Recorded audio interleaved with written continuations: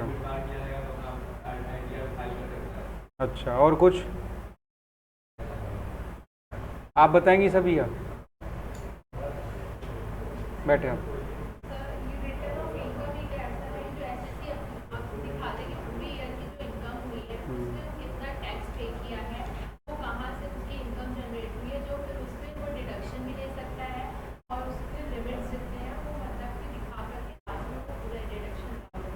वाह, बैठो बैठो बैठो बैठो, वेरी गुड, सिट।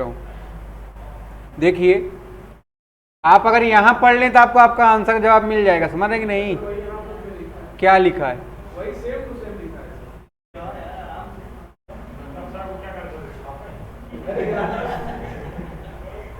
चलो ठीक है, ध्यान दो, सही बात होगी तो छापा ही जाएगा ना।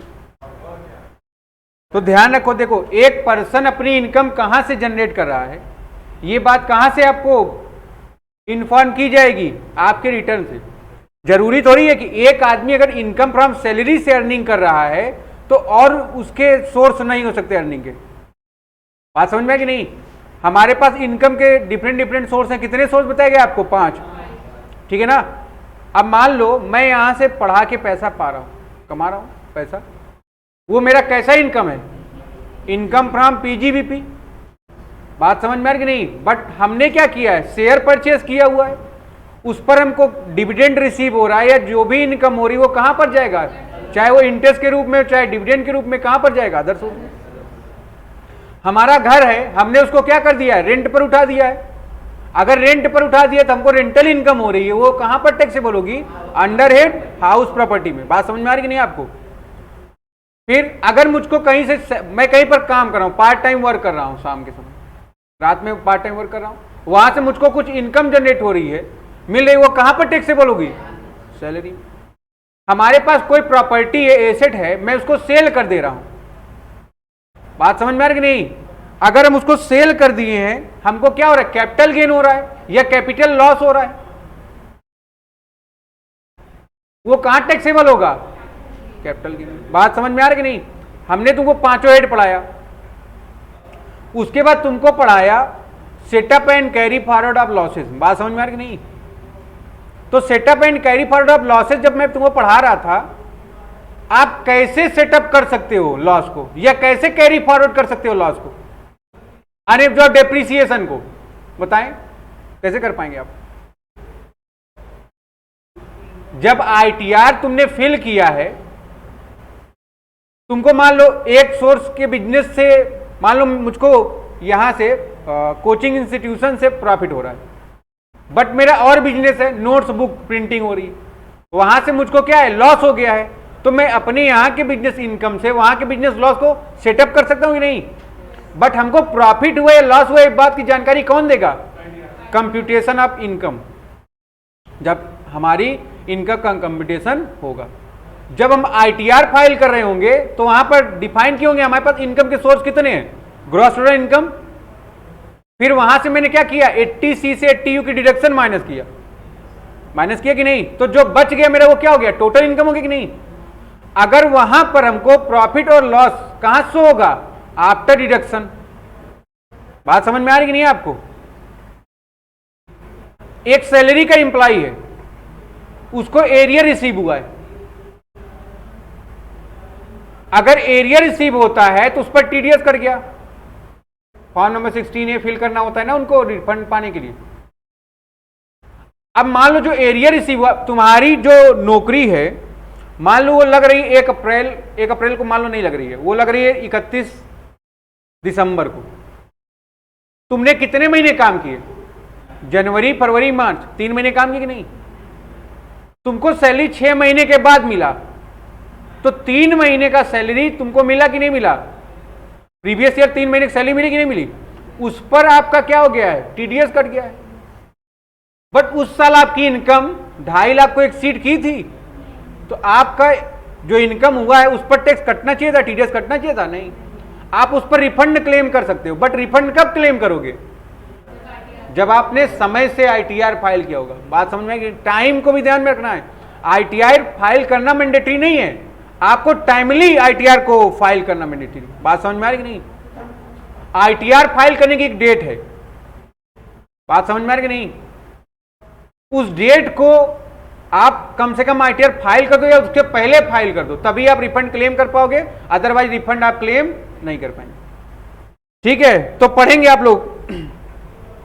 Return of income is the form. ये क्या एक फॉर्म है?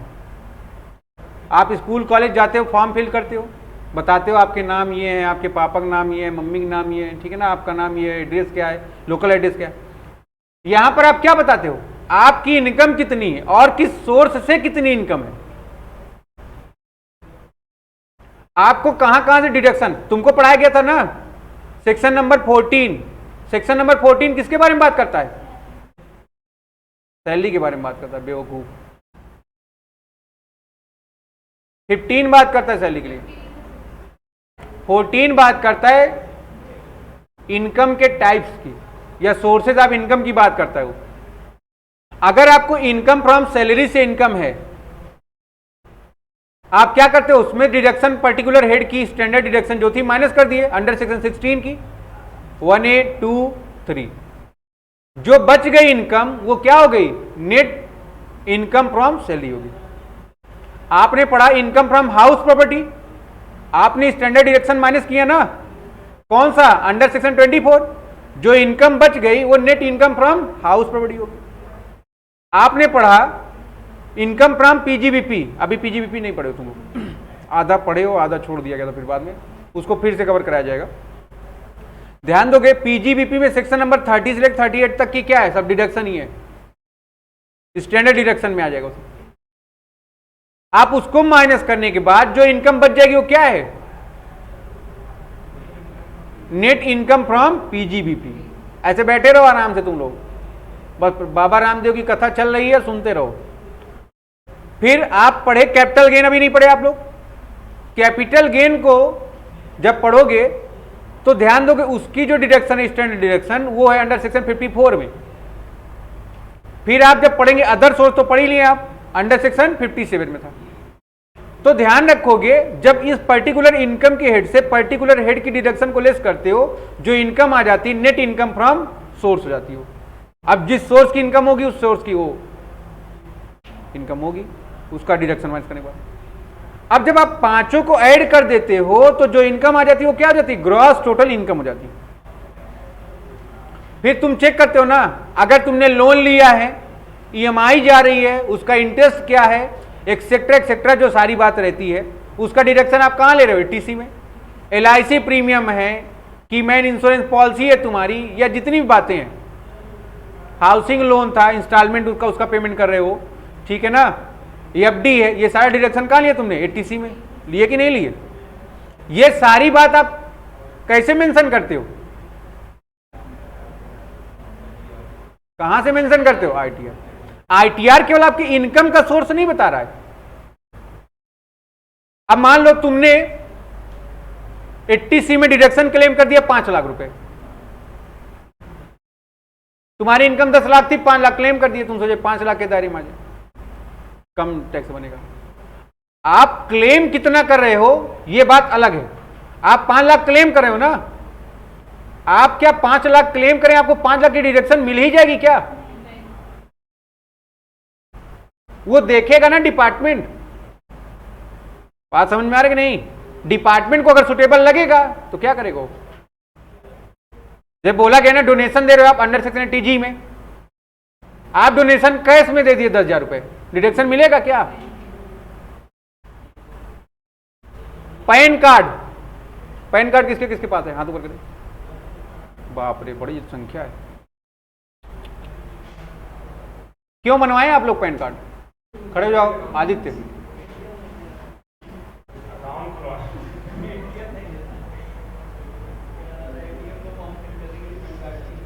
क्यों?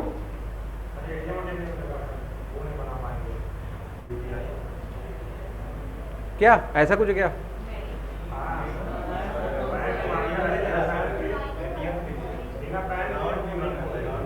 बिना एटीएम पैन के नहीं मिलता यार?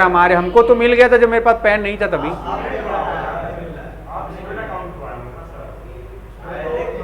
एक लोग बोला करो, जिससे पूछा जाए करो वही बोला करे। अच्छा, क्या होता है पैन?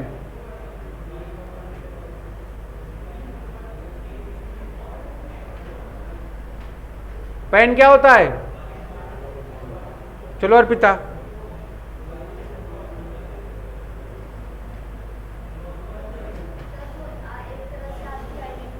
पैन का फुल फॉर्म क्या होता है? Personal account number. देखो बेटा इनका, अरे आजकल के समय गूगल कर लिया करो, फिर बोला करो। कोई भैंसों वाला हाल है, एक भैंस जिधर जा रही सारी भैंसें उधर जा रही, नालायक। पैन का फुल फॉर्म क्या बेटा? Permanent account number. पैन में कितने डिजिट होते हैं? पैन कार्ड में एक नंबर पड़ा होगा, देखो उसमें BT XP ऐसे करके कुछ 10 डिजिट होता है उसका, ठीक है। तो ये सारी बात आपको परसों वाली क्लास में बताई जाएगी, ठीक है। क्या आप विदाउट पैन ITR फाइल कर सकते हो?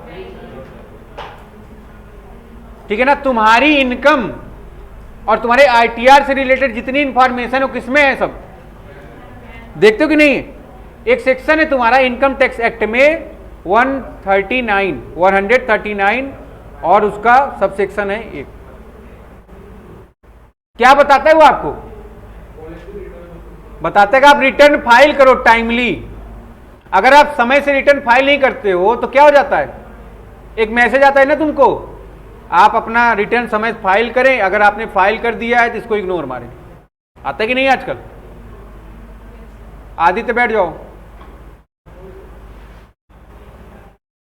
तो ध्यान रखोगे तुम लोग इसको। तो ये क्या है? एक फॉर्म है जिसमें आप क्या शो करते हो?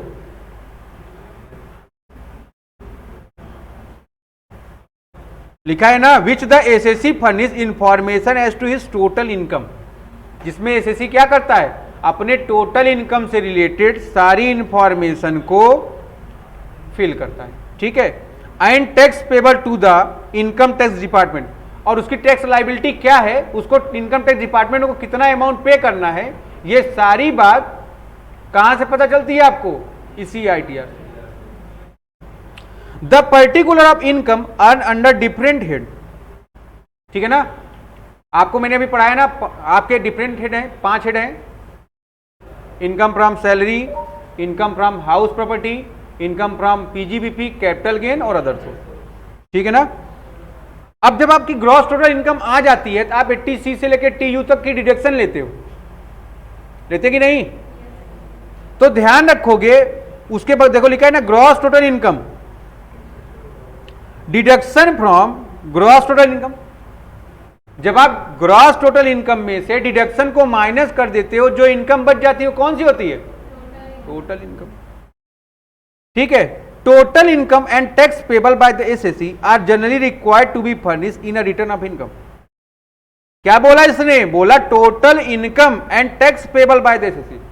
आपकी टोटल इनकम क्या है और उस पर आप कितना अमाउंट नेट टैक्स के रूप में पे कर रहे हैं, ये सारी बात कौन बताता है आपको? ये आपका इनकम टैक्स रिटर्न। बात समझ में आ रही कि नहीं आ रही? अब मान लो तुमने कुछ भी डिडक्शन कहीं ना LIC कराया हो, ना कहीं डोनेशन दिए हो, कुछ नहीं किया हो, बट तुमने डिडक्शन क्लेम कर दिया है, तो क्या डिपार्टमेंट दे देगा? क्या पागल कुत्ता काटा है उसको।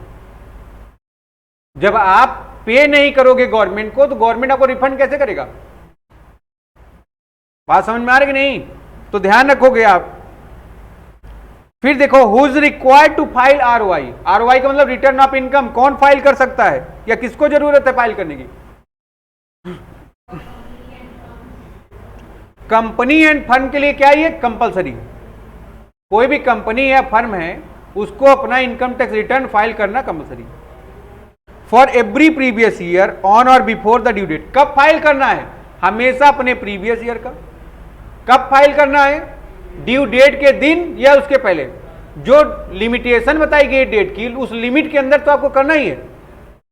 बट अगर आपका मन हो तो आप उससे पहले भी, बट अगर आप पहले करोगे तो आप इनकम एसेस नहीं कर पाओगे। वो आप क्या करोगे? एक इनकम को प्रिज्यूम कर लोगे, एज्यूम कर लोगे, ठीक है, वो इनकम। फर्म का मतलब क्या है? Include LLP। आप जब पढ़े होंगे पार्टनरशिप फर्म, क्लास 12th में पढ़े थे पार्टनरशिप, तो वहां पर LLP के बारे में बताया गया था। तो ध्यान रखना, फर्म में इंक्लूड कर दिया है एलएलपी को भी। एलएलपी का मतलब क्या होता है? Limited liability partnership. इस बात को आप ध्यान रखोगे। यहां तक कोई दिक्कत है बताइए? तो कंपनी और फर्म के लिए कंपलसरी है कब? हमेशा प्रीवियस ईयर में, फॉर एवरी प्रीवियस ईयर। कब?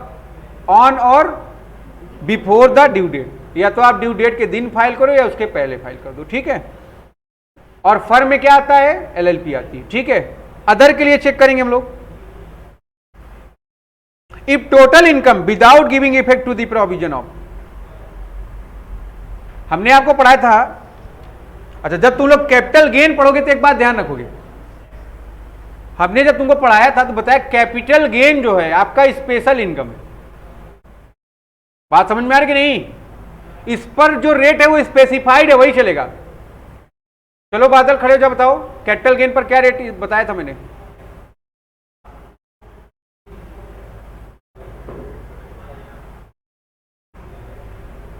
खबरदार किसी ने मोबाइल में देखा तो।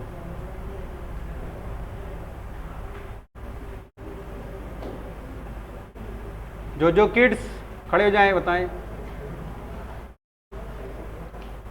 कैलाश शर्मा आप बताइए।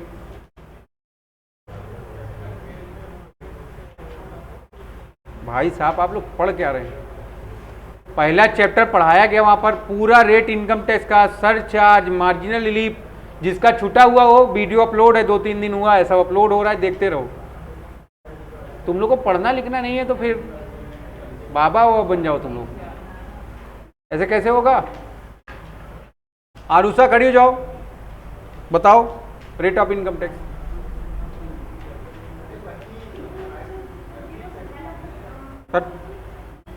बैठो।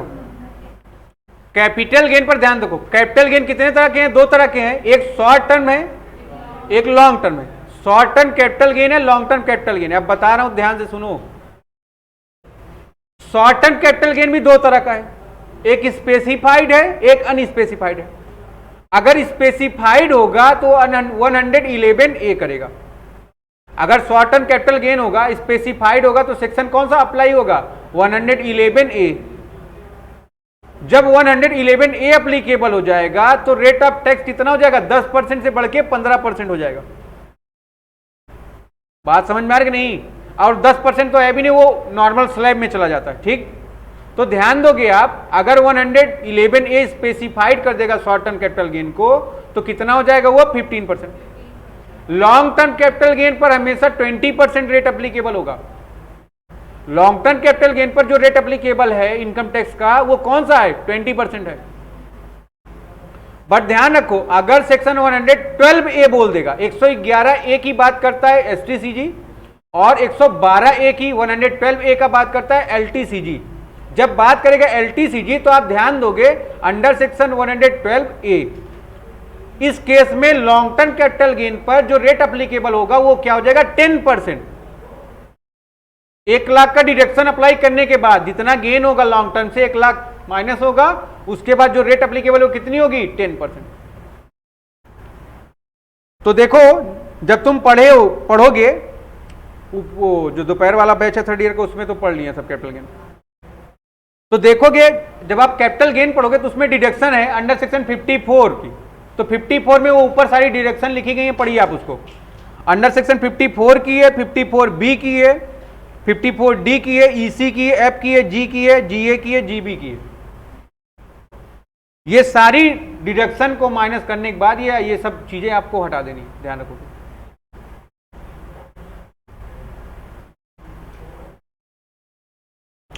ठीक है। Exceed the basic exemption limit for the previous year. जब आप बेसिक एग्जेम्पशन लिमिट का कैलकुलेशन करोगे तो आप क्या करोगे? लॉन्ग टर्म कैपिटल गेन या कैपिटल गेन से जो इनकम है उसमें से ये सारी चीजें आप माइनस कर देंगे, जो बैलेंस हो जाएगा उसके बाद आप बेसिक एग्जेम्पशन लिमिट को चेक करेंगे। ध्यान दोगे आप, हमने आपको जब पर्सन पढ़ाया था तो 3 बातें बताई। कैटेगराइज कराया मैंने उसको कितने बेस पर? 3 बेस पर। 3 बेस किसके बेस पर लिया है? एज के बेस पर। बात समझ में आई कि नहीं? जो 3 बेस मैंने लिया है वो किसके बेस पर लिया है? एज। हमने बताया था उसमें नॉर्मल सिटीजन, सीनियर सिटीजन और सुपर सीनियर सिटीजन। हमने तुमको पढ़ाया था अगर एज लिमिट है आपकी 18 से 60, वो किसमें काउंट होगा? Normal citizen. अगर एज लिमिट है आपकी 60 से 80, काउंट होगा वो किसमें? सीनियर सिटीजन में। अगर 80 से प्रभु इच्छा वाले केस में होगा तो क्या हो जाएगा? Super senior citizen. ध्यान दोगे आप, नॉर्मल केस में जो ये लिमिट है वो कितनी है? 2.5 लाख। ठीक है ना, ध्यान रखोगे।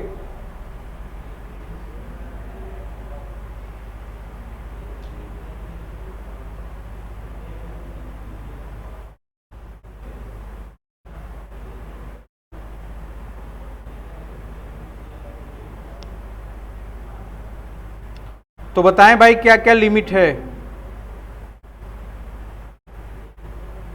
बताएंगे आप लोग हमको। नॉर्मल पर्सन की लिमिट क्या है?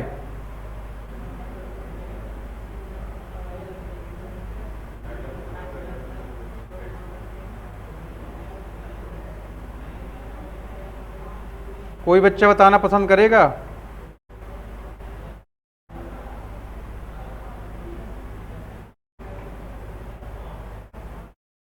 अभी इसका तुम्हारा नोट्स तैयार नहीं है, इसलिए आज थोड़ा सा। कौन सी?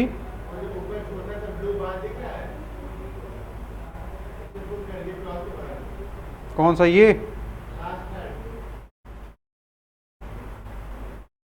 वाह कलश।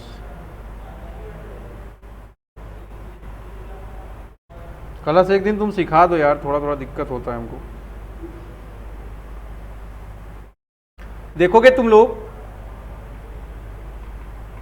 अगर कोई इंडिविजुअल है, HUF है, AOP है, BOI है, या कोई आर्टिफिशियल जुडिशियल पर्सन है, तो क्या ध्यान रखना है तुमको इसमें? उसकी बेसिक एग्जेम्पशन लिमिट कितनी होगी? 2.5 लाख रुपए होगी कि नहीं? और 2.5 लाख रुपए तक अगर आपकी इनकम है, आपको ITR फाइल करने का रिक्वायरमेंट नहीं है। बट अगर आप चाहो तो आप क्या कर दो? ITR फाइल कर सकते हो। देखिए, रिक्वायरमेंट नहीं एक अलग बात है, बट अगर आप फिल करते हो तो कौन सा रेट रहेगा? 0 रेट हो जाएगा। कोई आपके ऊपर टैक्स तो लगना नहीं है ना, बट गवर्नमेंट के पास इंफॉर्मेशन चली गई ना, फला पर्सन है उसकी इनकम इतनी है। बात इससे क्या होता है ना, गवर्नमेंट जब बजट बनाता है तो आपको अपने ध्यान में रखता है। ठीक है ना। फिर देखो, अगर कोई रेजिडेंट इंडिविजुअल है, कौन है बेटा? तो ध्यान रखो उसकी एज कितनी है, लेकिन 80 से कम है, उसका एग्जेम्पशन लिमिट क्या था? Basic exemption limit 3 lakh. ये बात आपको क्लियर है कि नहीं? बट ध्यान रखो, ऐसा कोई पर्सन है जो 80 से प्रभु इच्छा, मोर वाला का मतलब क्या है? प्रभु इच्छा है कि नहीं? ध्यान रखोगे, इसका लिमिट कितना है? तो आपको ध्यान रखना है, लिमिट आपके पास तीनों 3 है। ठीक है ना। 2.5 किसका? नॉर्मल के लिए, सीनियर के लिए 3, सुपर सीनियर के लिए 5। ठीक है। और ऐसे पर्सन की इनकम या इन लोगों की इनकम अगर इतनी लिमिट तक है, इनको ITR फाइल करने का रिक्वायरमेंट नहीं होगा। बट ये इस इनकम में LTCG STCG ना हो। ठीक है ना। स्पेशल इनकम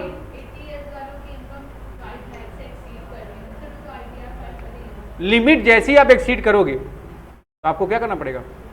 फाइल करना पड़ेगा। ठीक है, मैंडेटरी हो जाएगा फिर। अब एक एग्जांपल देखेंगे हम लोग। यहां पर मिस्टर राजेश है, ये कौन है? हमने यहां पर बात किसका किया है? ये जो लिमिट एप्लीकेबल है किसके लिए एप्लीकेबल है? और ये है क्या? इसका एज कितना? तो इसके लिए 5 लाख की लिमिट एप्लीकेबल है क्या? ध्यान रखोगे आप, इसके लिए लिमिट कितनी है? 2.5। इसके लिए लिमिट कितनी है? 2.5 लाख। बातें क्लियर है कि नहीं आपको? बढ़ो आगे। इसकी इनकम कितनी है? कब है? 1,20,000 माइनस कर दिया इसने। कहां के लिए माइनस कर दिया है? डिडक्शन लिया अंडर सेक्शन चैप्टर 6A का, अंडर चैप्टर 6A का। अंडर चैप्टर 6A में डिडक्शन 1,20,000 ले लिया अगर, तो इसकी टोटल इनकम कितनी थी? कैसे 280 आया? 160 प्लस 120। ठीक है ना, इज इक्वल टू कितना हो गया आपका? 2,80,000। बातें समझ में आ रही कि नहीं आपको? अब ये बताओ, ये अपनी छोटू, इसका इनकम 2,60,000।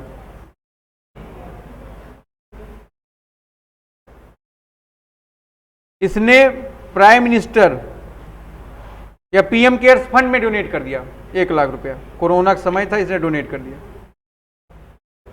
कहीं हम तो पैसा कमा लिए, जिनके पास पैसा नहीं है उनको कोई पैसा जाना चाहिए। अब ये कह रही कि हमको 80G का डिडक्शन लेना है, क्या करेगी ये? जाए चौराहे खड़े चिल्लाने लगे, मैंने 1 लाख रुपए प्रधानमंत्री केयर फंड में दे दिए, हमको भैया डिडक्शन दो। क्या करेगी? चिल्लाएगी क्या? ये क्या करना पड़ेगा? इसको फिल करो आईटीआर। और जब आपने पेमेंट किया, मोड ऑफ पेमेंट को भी ध्यान रखना है। आपको ये डिडक्शन कैसे मिलेगी? जब आपने पेमेंट कैश में ना किया हो। कैसे किया हो? किसी भी ईसीएस इलेक्ट्रॉनिक क्लियरिंग सिस्टम या चेक से किया हो। आप अगर कैश में कर रहे हो तो इसका मतलब क्या है? आप क्या कर रहे हैं? ब्लैक मनी को जनरेट करा। इसलिए गवर्नमेंट क्या करता है, जब आप चेक से दोगे ना तभी पता चलेगा आपने दिया कितना। अब पता चला ये छोटू ने दिया कितना? 1000। चिल्ला रही मैंने 1 लाख डोनेट कर दिया, 1 लाख डोनेट कर दिया है ना। कैसे पता चला कितना? ये कह रहा है कैश में दिया था, रसीद मिली थी, 2 जीरो बढ़ा ली उसमें। ठीक है, तो ध्यान रखो, गवर्नमेंट ने बोला अगर आपको पेमेंट करना है डोनेशन का तो आप कितना कर सकते हैं कैश में? 2000 है ना। अभी तुम लोग का नवरात्रि पर दुर्गा पूजा लगा था कि नहीं लगा था? तो तुम लोग क्या कियोगे? चंदा दियोगे कि नहीं दियोगे? कितना दिए थे बताओ भाई। भगवान से रोज मांगने मंदिर पहुंच जाते हुए, भगवान हे अल्लाह दे दो हमको, लेकिन जब देने की बारी आती कह रहे 100 रुपए दिए, 100 रुपए। अरे बेशरम। अच्छा आजकल लोग देते भी नहीं है ना, भगवान नहीं लेते हैं, पंडित लोग लेके चले जाते हैं। और तुम जो वहां चली जाती हो कटोरा लेके खड़ी जाती प्रसाद के लिए, नालायक, नालायक एकदम। देखो अगर तुम वहां 1000 का या 10,000 का डोनेशन दियो, 10,000 का प्रसाद तुमको थोड़ी दिया जाएगा। डिडक्शन कब मिलेगा? जब वो जो संस्था चल रही है वो 12AA और 80G इन सब और भी 2-4 सेक्शन है, उसके अंतर्गत ये क्या हो रजिस्टर्ड होगी तभी। कोई भी दुर्गा पूजा पंडाल लगाए, तुम जाके वहां पर दे दिए पैसा 30,000 रुपए, बोले अरे हमको तो 80G डिडक्शन मिलेगा, हमको 80G डिडक्शन मिलेगा, आए वहां तुमको क्या मिलेगा? बाबा जी तुम बात समझ में आ रही कि नहीं? तो वहां ये भी ध्यान रखना है कि वो जो सोसाइटी चल रही है वो अंडर सेक्शन 1280G और भी जो सेक्शन आते हैं इसके अंतर्गत, उसके अंदर कवर है कि नहीं कवर है? कवर होगी तभी तो आप डिडक्शन क्लेम कर पाओगे, अदरवाइज नहीं कर पाओगे। फिलहाल आप यहां पर आओ, तो इनकी टोटल इनकम कितनी थी बेटा? 2,80,000 रुपए, ठीक है ना। इसमें से इन्होंने 80C से 80U की डिडक्शन ले ली। कितना ले लिया? तो इनकी इनकम बची कितनी? टैक्सेबल है क्या ये? और ध्यान दो, अगर ये आईटीआर फिल ना करते, कहते मेरा 280 क्या हो जाता? तो 10,000 रुपए क्या करना पड़ता? इनको देना पड़ता कि नहीं? तो ध्यान रखोगे आईटीआर आप इसीलिए फिल कर रहे हो जिससे कि आपका इनकम क्या है, आपको कितना डिडक्शन मिलना चाहिए, सारी बात आपको क्या हो जाए, स्पेसिफाई हो जाए। ठीक है, आगे बढ़े हम लोग। अरे अभी बहुत बचा है, इसमें इतना है ना बेटा, तुम संभल नहीं पाओगे।